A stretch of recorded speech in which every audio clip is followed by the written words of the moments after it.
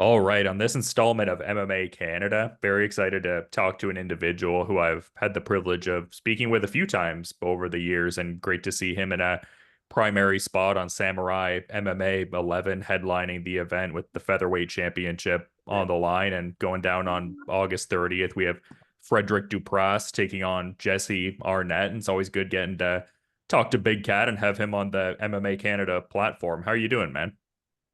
I'm doing good, brother. 13 days left. Looks like it's happening this time. Knock on wood. So camp went good and just excited to get in there and do battle with this prospect. Yeah, and you did have a post like that leading into the last fight, like describing it as prospect versus veteran, like with that June booking around that time. And I'd kind of seen what had happened on social media thereafter and whatnot with the first instance of it, like not panning out, I guess. But just like Yeah. for some of the listeners who might not have been privy to what happened there, can you explain it? Because it seemed like a last minute illness really just took you out of the equation. Yeah, it was crazy. I think I might have ate some food that I shouldn't have. And I had a little bit of it the day before and there was no reaction. It's hard to say. They say it was food poisoning, but around 1 p.m. in the afternoon, I just started feeling like garbage and then I couldn't hold anything down. By the time I got to the arena, I'd lost like 10, 12 pounds of water and I couldn't even get off the floor of the arena to get in there and fight one round. So it was pretty intense. We made the decision. I didn't want to. My team made the decision for me, which was the right decision at the time. And I'm thankful Frederick and Samurai's rebooked this matchup. I felt really bad for Frederick and the promotion, and no one likes seeing fights fall out, never mind hours before the event. Yeah, I mean, I guess sometimes it is what it is, man. Like life in and of itself is so unpredictable. And yeah, I mean, I think your team probably made the best decision for you. I guess that's kind of like the utility of a team at the end of the day, because obviously you're going to want to, push forward and whatnot under any circumstances. And not that I would ever divulge any Yeah, information in this vein, but like in some of your past fights, like you've kind of outlined to me some of the stuff you were going through, and you're still like, you know what, I made a it's commitment. Like I'm gonna, yeah. I got in there with herniated discs and a blown back, and that was easy. Like I couldn't get off the floor. Trust me, I wanted to get in there and do battle, and then for some reason it was just I couldn't do it.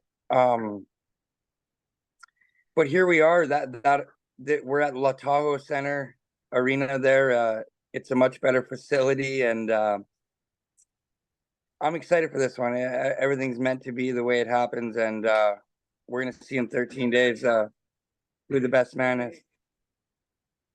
It's no problem. Yeah, and I'd be curious to get your thoughts on this too, because this wasn't like super recently per se, but around one of his last fights under the Samurai MMA banner, I talked to Jesse Ronson. And I mean, you mentioned Lo Tohu there. Like we were kind of talking about how Samurai has like that certain TKO kind of vibe to it almost. Like you were deep in the TKO tradition and were a title Yes, holder under that banner. Like, is that a sentiment you agree with also?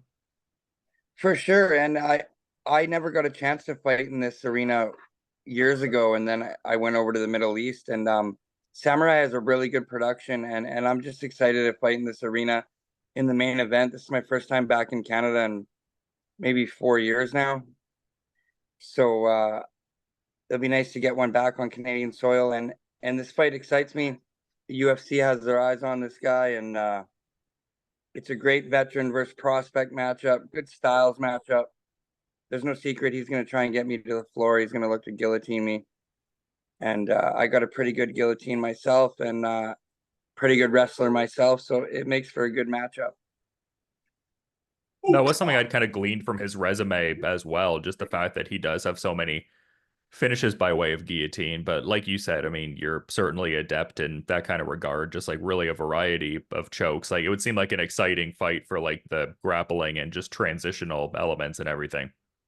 For sure. We're all grown ups here. Check his sheer dog, check his topology. This is the first fight he's ever had. It is what it is. He built his career smart. He got knocked out really bad one time and they couldn't wake him up. And it was in this arena. And it was against an average kid with big power. Um, I think he's a little bit green on the feet. He's only 7-1. The last 7 guys I fought are probably higher caliber than anyone he's ever been in there with. So this is his first test for sure. He comes from a good team though. He's going to be prepared, but he can't be rushing in all wild like we've seen in some of his last footage. The thing is too, he doesn't have much footage. We don't know what to expect. Maybe he is really good. Maybe he is patient, relaxed. We're going to see in 13 days here. But he definitely has to switch some stuff up from what we've seen on film in order to hang with the big cat. I'm the first world beater he's been in there with, and 40 years old or not, I still got some left in me, and I wouldn't be doing it otherwise. My skills are still there. I'm probably the best technique, skills that I've ever had in my career. I'm not delusional. I'm not just getting in there for a paycheck. I'm happy to be competing and enjoying the journey right now. Yeah, I mean, you'll definitely be the stiffest test he's faced so far, which is why it's kind of an interesting, crossroads type of fight in a certain regard. Like, just in as far as like he's kind of that guy who's really looking to carve out the name, and you have the more, I guess, like established name. And I guess it's good that, like you said, UFC kind of has their eyes on this guy, and it'll be on UFC Fight Pass and everything like that. So a lot of cool factors with it, it seems. If he can take me out, which won't happen, he don't need to go to Contender Series. He can go directly to the UFC. However, I'm more well-rounded. The only way he can choke me out is if I'm desperately shooting on him or if I'm scrambling up. And I got some good Brazilian jiu-jitsu guys. I've been doing jiu-jitsu now a decade. He's not going to just come in there and choke me. We're going to see how he does when we get him out of the first round. He's never been out of the first round, never mind past 3 minutes. So it's going to be interesting. It's going to be fun the first 3 minutes, the first round, see how he reacts. And I'm just going to see what he does and go from there. I can win the fight decision. I can win the fight submission. I can win the fight knockout. I think his only path to victory is a submission over me, I believe. I mean, you've honed your striking for, I mean, you talk about the decade of Brazilian jiu-jitsu. Like, I mean, some of the great spaces you've honed the striking with like Kieran Kettle and just, I mean, like Beaumont boxing over the years. Like, it seems like you've been in a lot of great Jake spaces. Peacock also killing it Yeah. in ONE FC right now. So yeah, and I got good people around me. I'm working with some good people right now, and my striking is the best it's ever been. I would Yeah. say my MMA is the best it's ever been. I'm putting it together really well. And where are you at? But I mean, because I know you've gotten in work at like Alavanca over the years. Like, are you there or at a different space, I guess? No, I've been back and forth between Thunder Bay and Sault Ste. Marie. Hold on Oh, two cool. seconds. Yeah, no Is he worries. allowed that? It's water kit. No problem. Yeah, so I'm working out here in Northern Ontario this summer. I've been getting some work in at Steel City MMA, you know, Brent Freya and the boys. Okay, right on. And I was also working at Leading Edge MMA with Devin and Kelton and Coach Matt there. So I'm in your old stomping grounds. Weren't you from Ontario there? Yeah, I'm an Ontario lad. Yeah. Attaboy. It's nice here. We're in Northern Ontario, beautiful lake country, and I'm catching up with some old friends, and we're having a good time. Again, I've been in training camp. I went down to Florida early in the year. I've been ready to go since about March. I don't pull out of fights. I've had a bad string of bad luck here. Missing that fight in Vancouver and then missing that last one. Like I will be there in 13 days, but I gotta be there in 13 days. Yeah, and it's kind of cool. I mean, I guess this is a bit of a sidebar ultimately, but I guess we were kind of talking about UFC paying attention to what this guy's doing, and I mentioned it would be on Fight Pass. Like, it does seem like there's a certain rate of promotional activity in the country this year. Like, they had that January show, obviously, the UFC 297 in Toronto, but Yes. kind of interesting they're doing the Edmonton, Alberta show. And from my understanding, they're going to be including the newly amended unified rules where like 12 to 6 elbows are illegal. And apparently that's going to be the first show that UFC does that will have that rule set implemented. So kind of cool. We were talking about that today. So would soccer kicks on the ground be legal now? I believe it's like soccer kicks, like not necessarily to the head, but you can like attack the body more so. Like I don't think it's I like a see. soccer kick that you would see in like Ryzen or something like that, for instance. That's Yeah. my understanding at least. Yeah. That elbow is that changes things up again, but anyone competent, it's really hard to get stuck there unless you're already injured, in my opinion. That 12 to 6 elbow. It's tough. Like to be trapped in like a prone position, like whereby you're mounted, I guess you're Yeah, saying. yeah. Like it's gonna be tough just to get off in guard, I think. But then again, we haven't been practicing it for 10 years either because it hasn't been legal. So it'd be cool to see how everything evolves over the next couple of years with this.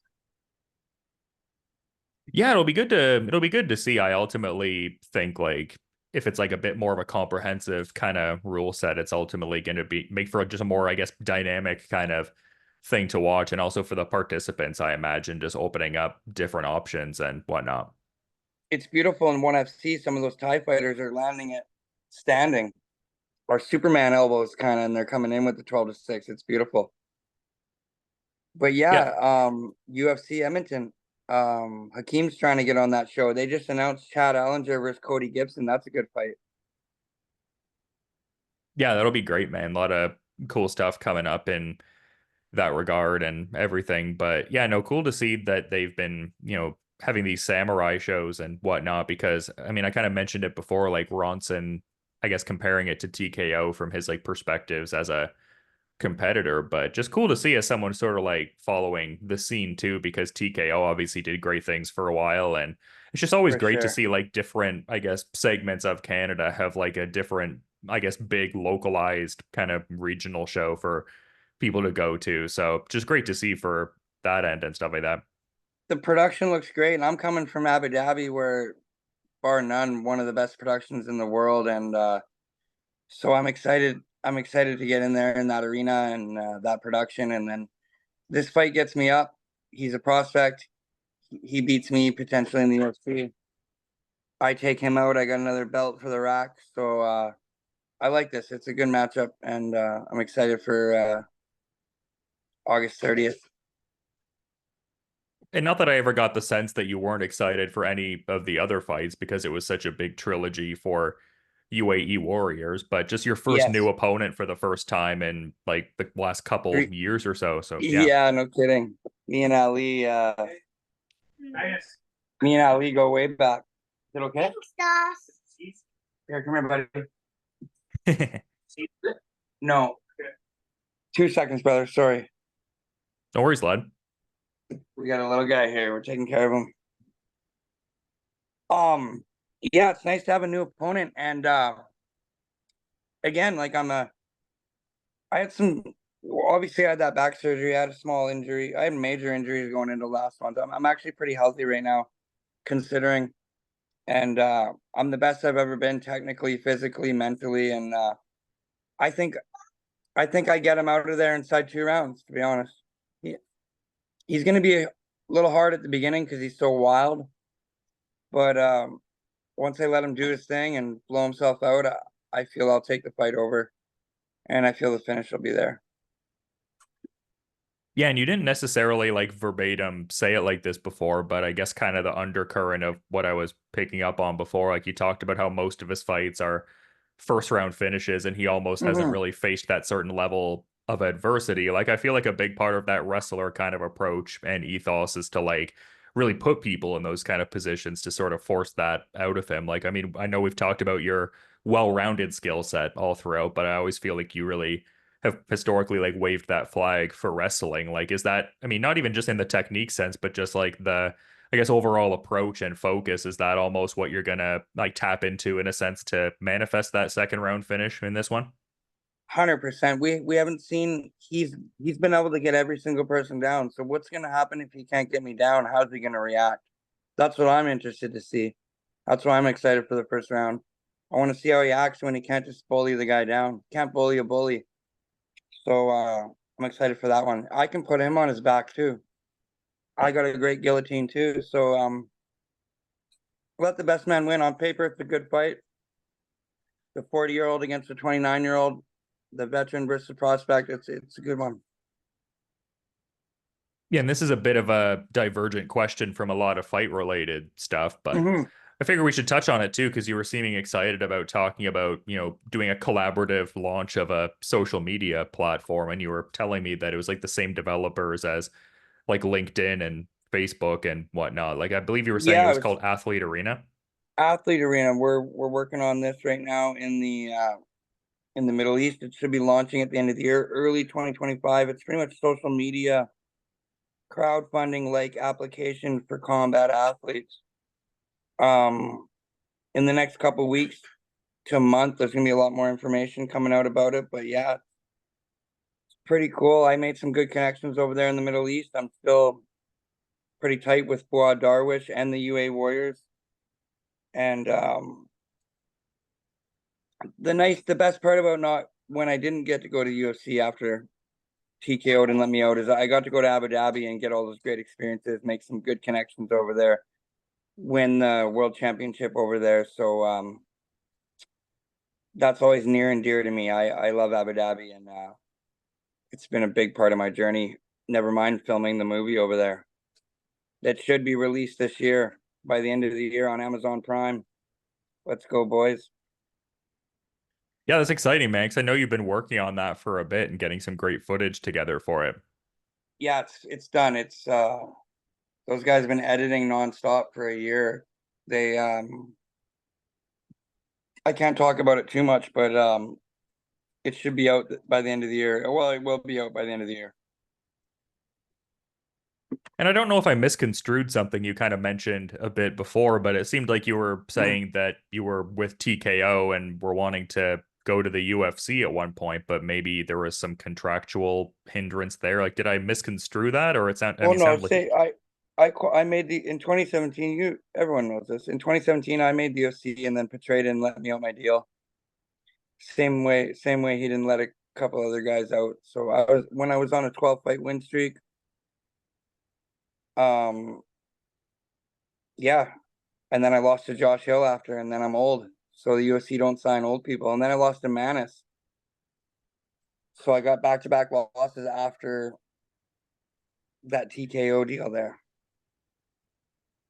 that's so unfortunate, man. I feel like a lot of other promotions are trying to, I don't know, I guess get out of that kind of restrictive kind of mindset. And it's kind of interesting. I mean, it seems like your crowdfunding related effort here, like the social media platform, is coming from the perspective of you being a fighter. Like I'm actually preparing to interview Frank Mir fairly soon, and he's part of that UFL project Oh that seems yeah. like really fighter focused and stuff like that. And he was like, yeah, I mean, barring like some of our champions, maybe like, I mean, we could even entertain getting them out of the deals if like big opportunities come up. But like large in part, if they reach out and they're like, oh, hey, like Ryzen reached out to me and wants me to, come on board. They're like, oh yeah, for sure, go ahead. And I mean, I guess even in mentioning Ryzen, like I feel like they're a promotion that has been doing great stuff in that regard too. Like their star Kai Asakura, he was like bantamweight champion for Yeah. a while, and they let him go to the UFC. Like they're like, oh yeah, like it'll be kind of sour to not have him in the fold, but at the same time, we don't want to like restrict anybody. So hopefully, that sort of culture of like locking people